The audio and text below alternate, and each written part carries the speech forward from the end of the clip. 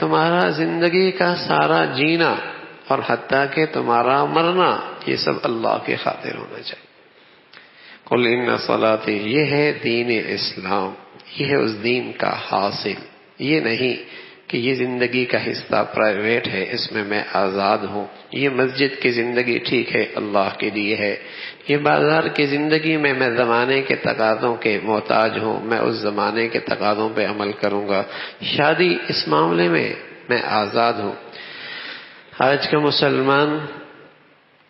جو نفس پرست ہے، خواہش پرست ہے، نفس پرستی کی زندگی گزارتا ہے، اسلام کا لبادہ بھی اوڑھنا چاہتا ہے اور اسلام سے آزاد زندگی بھی گزارنا چاہتا ہے۔ کفر کے ماحول میں تو یوں کہا جاتا ہے نا، یوں کہا جاتا ہے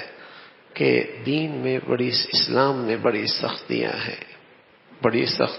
بڑی پابندیاں ہیں، اور اسلام دنیا میں ترقی کے راستے میں رکاوٹ ہے۔ کفر کے ماحول میں تو یہ کہا جاتا ہے،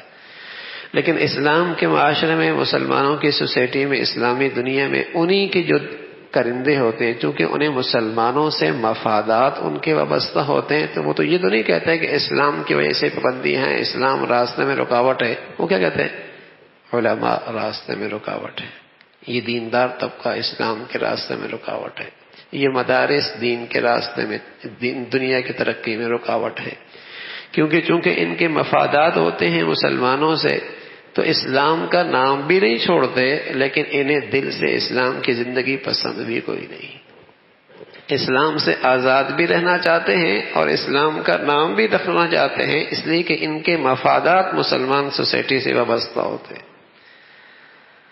جو باتیں کفر اسلام کی بنیاد پر کہتا ہے اپنے ماحولوں میں، وہی ان کے ترجمان مسلمان معاشرے میں یہ ساری چیزیں دینداروں کو سامنے رکھ کر، اہل علم کو سامنے رکھ کر، دینی اداروں کو سامنے رکھ کر کہتے ہیں۔ اسلام کا نام بھی رکھتے ہیں، لیکن اسلام کی کسی چیز کو قبول کرنے کے لیے بھی تیار کوئی نہیں۔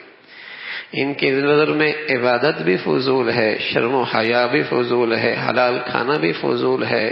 اور پردہ بھی فضول ہے، یہ سب چیزیں فضول ہیں، لیکن پھر بھی مسلمان رہنا چاہتے ہیں۔ اور دین اسلام کی حقیقت جو اللہ نے بتائی ہے، قل ان صلاتی ونسکی ومحیای ومماتی للہ رب العالمین، کہ مسلمان تو وہ مسلمان ہے جس کی پوری زندگی جینا مرنا اللہ کے حکموں کے تحت ہو، یہ اس کے ایمان کا تقاضا ہے۔